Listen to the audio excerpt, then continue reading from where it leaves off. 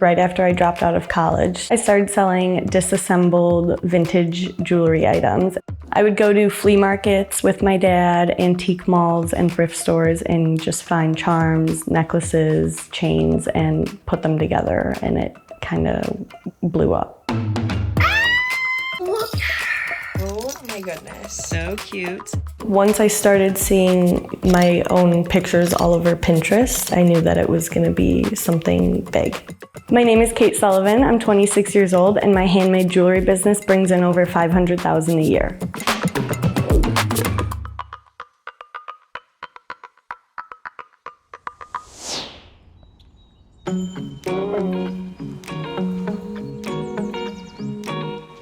The Sage Vintage is an online jewelry store, and we specialize in charms and custom-made jewelry.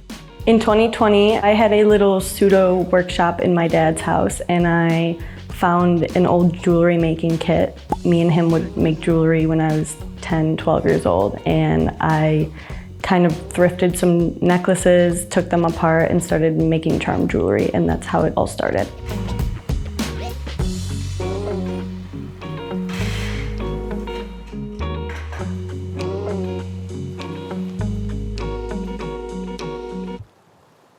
I grew up in the suburbs of Chicago, and I went to the University of Colorado at Boulder, and I was studying neuroscience.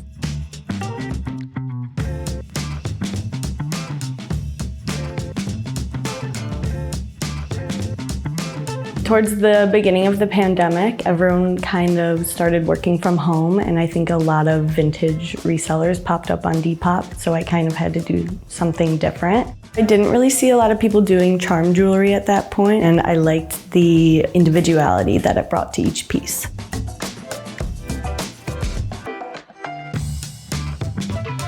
So I started selling full charm necklaces with maybe a couple charms on them, and then people kept asking for more.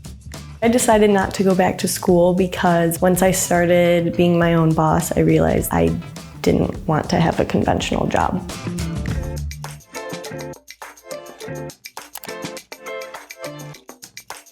Starting our website really made it feel real to me because I wasn't just selling on a platform anymore, it was my own thing. So this was my only job at the time.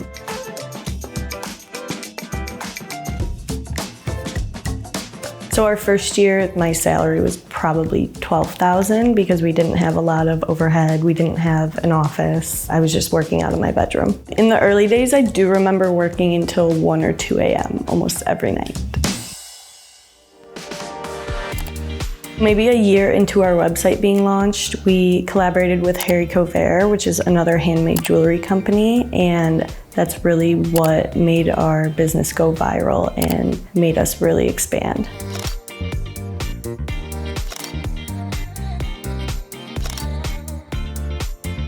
Our early drops with Harry Cover would sell out in 5 to 10 minutes or less. That was insane to me, and I've never made that amount of money in that little of time.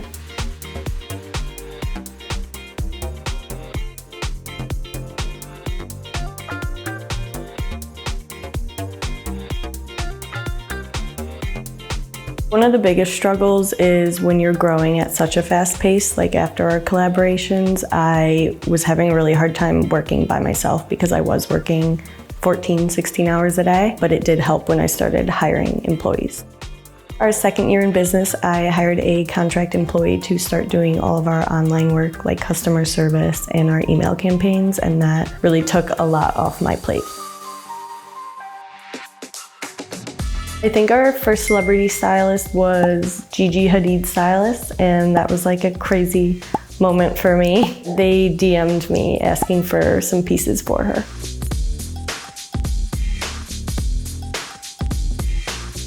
I started thinking maybe everyone wants a custom piece, so everyone can choose their own charms, and I needed to start making multiples of each piece and not just one of ones. Some vintage charms we could only find in brass, and we really wanted to work with only gold-plated, so we would send them off to manufacturers and make copies of these vintage charms in gold-plated materials. Our first rendition of customs was everyone just picks out their charms and we kind of lay them out for them. And if they don't like it, they could email us and say, hey, can you fix this? But we're coming out with a software where people can actually choose the placement of each charm. Once we pivoted from one-of-one pieces to small batch, we started considering doing wholesale, and that's been a big chunk of our sales too.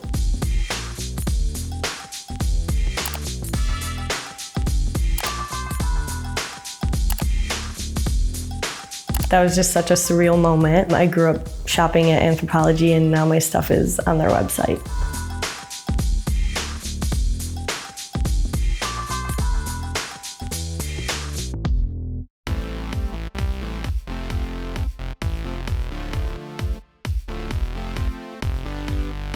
Welcome to the Sage Vintage Workshop. This is where we produce, pack, and ship all of our items. Over here we have all of our findings and a couple different workspaces. This is where we list and print out labels for all of our items. Over here is our big wall of charms. And then right here is where we have all of our finished products and our loose chain. Over here is our packing room where everything gets finished and packed up and ready to ship. So this past year, we really wanted to renovate our shop, redo our website, and really just have enough stock for the holiday season. So we did take out a Shopify loan last September, and now it's May, and we've paid off over 50% of our Shopify loan.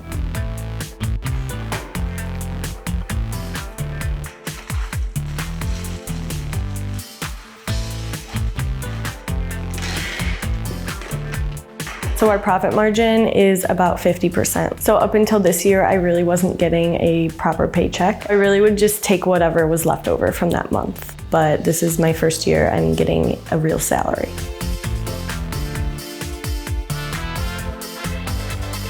It does feel really nice to separate work from personal life. I do have a lot more flexibility now that I have employees, so I can say, oh, I want to take a day off and go on the boat. I can spend more time with my friends, my boyfriend, and my animals. I think the support from my family and friends was the thing that really got me through building my business. I'm so grateful that I did drop out and didn't continue on the track that I was on. I think at first our pieces were really something new and different, and now it's become kind of mainstream and almost trendy. At first I was really struggling with having so many competitors and people copying me, but I think that it just makes us be more innovative in our choices. So standing out is definitely a big hurdle that we're gonna have to continue to overcome.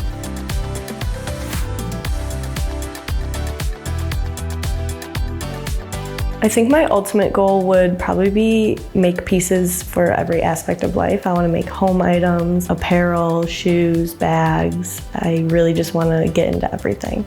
More growth would be totally amazing, but I'm definitely happy with where we are now.